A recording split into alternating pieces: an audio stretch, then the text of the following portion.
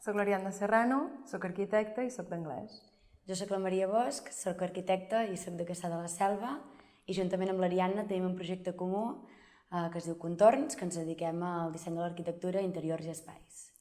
Les dues hem estat seleccionades com a artistes en el projecte Bolit Mentor a l'Institut Josep Broulat de Banyoles i com a arquitectes hem portat un projecte sobre l'espai públic. El que vam fer va ser treballar amb els alumnes en diferents grups, en 4 en concret. Cada un dels grups estudiava un dels espais públics del centre del municipi per tal de modificar-lo, per adaptar-se a ell, millorant aquelles coses que creien que no eren prou bones i potenciant aquelles coses que sí que creien que eren bones.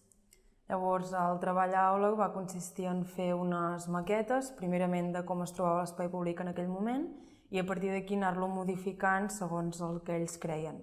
A més, també ho van plasmar en full, tant amb diferents tècniques, i així ells podien explicar el seu projecte a la resta dels grups.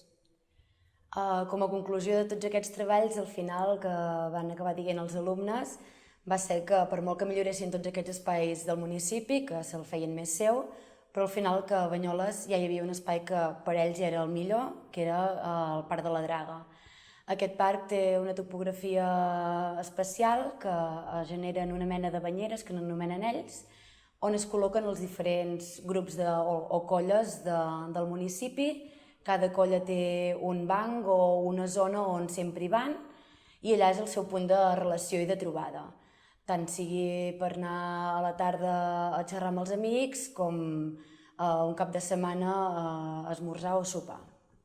Llavors, nosaltres això ho hem volgut plasmar a l'exposició a través d'un plànol cartogràfic de la Draga, on ells ens han anat ubicant els espais on realitzen diferents accions i a més també ens han proporcionat un vídeo individual de cadascun on mostren algun dels espais de la Draga i expressen la seva opinió d'aquest espai i com ells el viuen.